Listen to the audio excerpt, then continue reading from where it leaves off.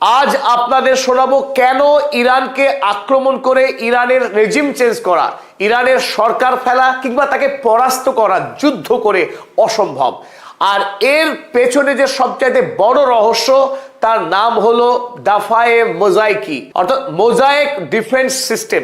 এর আগে বাংলায় কোনো ইউটিউবার এখনো পর্যন্ত ইরানের যে মোজাইক ডিফেন্স সিস্টেম তার উপরে কোনো ভিডিও হয়নি। ইরানের এই শক্তির রহস্যর বিষয়ে গবেষণামূলক তথ্যভিত্তিক উপস্থাপন করতে যাচ্ছে। চলুন শুরু করা যাক।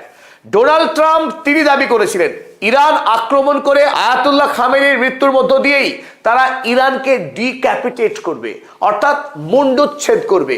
ইরানের যে শাসন প্রণালী তার প্রধান সর্বোচ্চ ধর্মীয় নেতা আয়াতুল্লাহ খামেনির মৃত্যুর মধ্য দিয়েই তারা ভেবেছিল ইরান হুড়মুড় করে ভেঙে পড়বে তাসের ঘরের মতো, বালির বাঁধের মতো।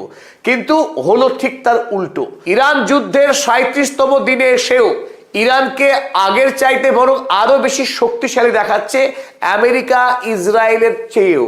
রহস্য একটাই, দেশ এক, কিন্তু সেই দেশের মধ্যে 31টি স্বতন্ত্র স্বাধীন সেনাবাহিনী মজুত আছে। আমেরিকা বা ইসরায়েল তারা যখন ইরানকে দেখেছিল একটি দেশের ম্যাপ হিসেবে, কিন্তু সেই দেশের অভ্যন্তরেই 31টি স্বতন্ত্র দেশ লুকিয়ে আছে। আর এই 31টি দেশের নিজস্ব সৈন্যবাহিনী, তার কমান্ড সিস্টেম রয়েছে। ফলে একটি প্রভিন্সের যদিও পতন হয়, ধরে নিলাম কথা তেহরান সিটি, তেহরান প্রভিন্সের পতন হয়ে গেল, সেখানকার সামরিক ব্যবস্থা সম্পূর্ণ অবলিটারেট করে দিল ডোনাল্ড ট্রাম্প। তারপরেও 30টি প্রভিন্স সম্পূর্ণভাবে সুরক্ষিত থাকবে। আর সেই 30টি প্রদেশ যখন এককভাবে যুদ্ধ শুরু করবে, তখন আমেরিকা যুক্তরাষ্ট্রের পক্ষে ইরানকে পরাস্ত করা, তার শাসন প্রণালীকে ভেঙে দেওয়া, ইসলামিক রিপাবলিকে ধ্বংস করা পৃথিবীর কোনো দেশের পক্ষে সম্ভব নয়। এই কারণেই ইরান পৃথিবীর একমাত্র সামরিক দেশ যার রয়েছে মোজাইক ডিফেন্স সিস্টেম।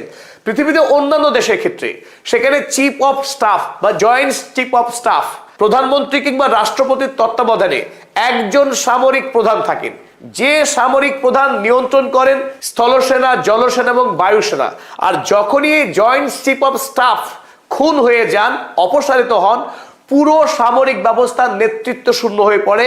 আর নেতৃত্ব না থাকার ফলে সেই দেশকে খুব সহজেই দখল করে নেওয়া যায়, সেই দেশের পতন ঘটে। কিন্তু ইরান এই ব্যবস্থাকে কবেই বিদায় দিয়েছে, তারা এক নতুন অভিনব পৃথিবীতে নির্বিকল্প এই ব্যবস্থা তারা গ্রহণ করেছে। ফলে ইরান পৃথিবীতে একমাত্র দেশ যাকে সামরিকভাবে যুদ্ধ করে পরাস্ত করা এক কথায় অসম্ভব। চলুন এবার আমরা বুঝে নেওয়ার চেষ্টা করি এই রহস্যময় মোজাইক সিস্টেমটা আসলে কি, আর কিভাবেই বা এই মোজাইক সিস্টেম কাজ করে। সকলকে স্বাগত জানাচ্ছি, আমি অধ্যাপক আব্দুল হালিম। চলুন শুরু করা যাক। 28 তারিখ আমেরিকা এবং ইসরায়েলের যৌথ বাহিনী যখন তেহরান আক্রমণ করলো, সেই প্রথম দিনই শহীদ হয়েছিলেন ইরানের সর্বোচ্চ ধর্মীয় নেতা আয়াতুল্লাহ আলী খামেনি এবং তার সাথে দেশের আরো গুরুত্বপূর্ণ প্রায় 30 জন নেতৃত্বের মৃত্যু হয়েছিল। আর সেদিনই সারা পৃথিবী ধরে নিয়েছিল ইরানের সম্পূর্ণ পরাজয় হলো, ইরান ধ্বংস হয়ে গেল আমেরিকার একদিনের আক্রমণেই, জায়নবাদী ইসরায়েলের একদিনের চক্রান্তেই সব শেষ হয়ে গেল ইরানের। তেমনটাই দাবি করেছিলেন ডোনাল্ড ট্রাম্প 1 মার্চ তার ট্রুথ সোশ্যাল মিডিয়াতে। তিনি দাবি করলেন Khamenei one of the most evil people in history, Khamenei ইতিহাসের সবচাইতে জঘন্যতম ব্যক্তি, is dead, এখন মৃত। Not only the death of Khamenei but the country has been, তিনি বললেন খামেনির শুধু মৃত্যু হয়েছে তাই নয়, ইরান রাষ্ট্রের মৃত্যু হয়েছে। তিনি একরকম দ্বিতীয় দিন আমেরিকা ইসরায়েলের বিজয় এবং ইরানের পরাজয় ঘোষণা করে দিলেন। ইরান রাষ্ট্র সম্পূর্ণরূপে ভস্মীভূত হয়ে গেছে, ধ্বংস হয়ে গেছে। এবার শুরু হবে আমেরিকার বিজয় পর্ব। ইসরায়েল এবং আমেরিকা মিলিতভাবে এবার লুণ্ঠন চালাবে ইরানের উপরে, তাদের পছন্দের মতো রেজা পেহলভিকে ক্ষমতায় বসে রাজতন্ত্রের পুনঃপ্রতিষ্ঠা করবে এবং ইরানের মানুষের জন্য মুক্তি নিয়ে আসবে, এসব তিনি বলেছিলেন। আর এর উত্তরে আব্বাস আরাগচি দৃঢ় প্রত্যয়ের সঙ্গে জানিয়েছিল ইরানের না পতন হয়েছে না পতন হবে, কারণ ইরান সেই রাষ্ট্র যে রাষ্ট্রের পূর্বে আফগানিস্তান এবং পশ্চিমে ইরাক, এই দুই দেশেই মার্কিন যুক্তরাষ্ট্র সাম্রাজ্যবাদী আগ্রাসন করে দুই দেশের সরকার ফেলেছে। আর তখন ইরান পর্যবেক্ষণ করে দেখেছে কিভাবে এই দুই দেশের সরকার পতন হলো। আগামীতে ইরান যে মার্কিনদের হাতে আক্রান্ত হবে এ বিষয়ে ইরানিদের কোনো সন্দেহই ছিল না। তাই ইরানিরা জানতো যে ইরান আক্রান্ত হবেই, আর আমেরিকা ইরানকে আক্রমণ করে সরকার যাতে কোনোভাবে না ফেলতে পারে তার জন্যই তারা এই রহস্যময় মোজাইক ডিফেন্স সিস্টেমকে উদ্ভাবন করেছিলেন। আব্বাস আরাকচি জানালেন, bombing in our capital have no impact on our ability to conduct war. তেহরানে বম্বিং করে ইরানের যুদ্ধ করার শক্তিকে পুরোপুরি ধ্বংস করা যাবে না। কেন যাবে না তিনি আরো জানালেন, decentralised mosaic defence system enables us to decide when and how war will end.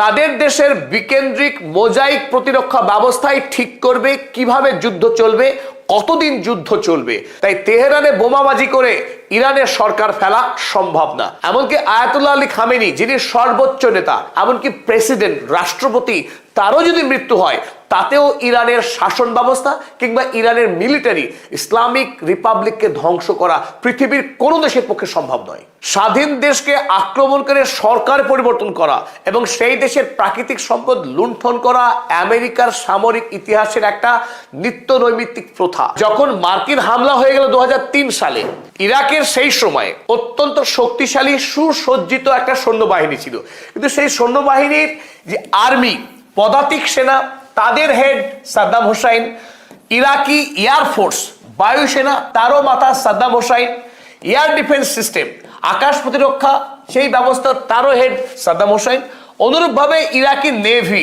তারও মাথা সেই সাদ্দাম হোসাইন।